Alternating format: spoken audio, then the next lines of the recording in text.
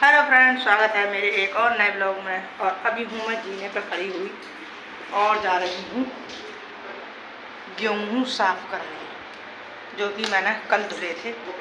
वो सूख रहे थे, आज उन्हीं को साफ करना है सूप से।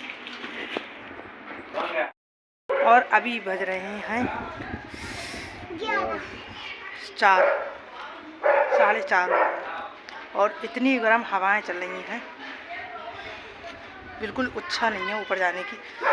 देखिए अभी छत पर थोड़ी धूप है और मैं यहाँ छत पर आ जाती हूँ गेहूँ साफ़ करने के लिए। और मेरी बेटी खेल रही थी गेहूँ से, और बचपन में मेरी मम्मी जब साफ़ करती थी गेहूँ तो मैं भी उनके साथ ऐसे ही गेहूँ में खेलती थी। और फिर जब मैंने उसको थोड़ा सा डांट दिया कि गेहूँ मत फैलाओ, तो यहाँ हो जाती है वो नाराज़ और कहती है मैं नहीं बोलूँगी, मैं जा रही हूँ नीचे। और अच्छा भी था वो चली गई, क्योंकि शाम के 4 बज रहे थे और बहुत तेज़ गर्म हवाएं चल रही थीं और धूप भी थी छत पर।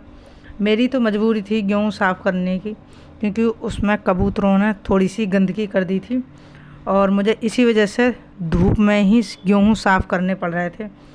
गेहूँ धुल भी जाते हैं और साफ़ भी कर देते हैं मिट्टी वगैरह, लेकिन फिर थोड़ी सी कबूतरों की परेशानी हो जाती है।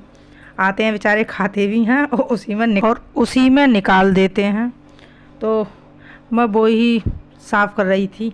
बीन ज़्यादा तो गंदे नहीं थे, लेकिन फिर भी बीनना पड़ रहा था जो गंदगी थी। और फिर धूप में ही बैठकर मैंने गेहूँ साफ़ किए। और वीडियो आप ज़रूर बताया कीजिए कि आपको कैसी लगती हैं, और कमेंट करना मेरी वीडियो पर, और लाइक करना, और चैनल को ज़रूर कर लेना सब्सक्राइब। और धीरे धीरे अपना दुपट्टा ओढ़ते हुए संभालते हुए और फिर मैं गेहूँ साफ़ कर रही थी। और गंदे तो नहीं थे, लेकिन पता नहीं मेरे गले में क्या हुआ, मुझे दवाई लेना पड़ा। मेरे जो गले में थोड़ा इन्फेक्शन भी हो गया था, या तो सर्द गर्म हुआ होगा, या फिर गेहूँ में से जो थोड़ी बहुत धूल मिट्टी आती है उड़कर, वो मेरे मुंह के अंदर चली गई थी। तो मुझे बहुत धांस वाली खांसी जैसे होती है, वो सुबह से ही, रात को तो थोड़ा इतना नहीं था, लेकिन सुबह को मेरी तबीयत ज़्यादा गड़बड़ हो गई थी, बहुत ज़्यादा दिक्कत हो रही थी। और आप देख सकते हैं कि कितनी गर्म हवाएं चल रही थी। हो गए साफ और इतने गेहूँ बचे हैं, और ये गेहूँ मैं कबूतरों के लिए रहने देती हूँ। इसको रख दूँगी दीवार के, ये जो बाउंड्री है इस पर, बेचारे खा जाएंगे। तो मैं हर बार जब भी गेहूँ धुलती हूँ तो इतनी गेहूँ मैं कबूतरों के लिए छोड़ देती हूँ। ये मैं साफ़ करके नहीं भरती हूँ, बेचारे 1-2 दिन तो खा ही लेंगे, इसलिए मैं इतने ये छोड़ देती हूँ उन्हीं के लिए।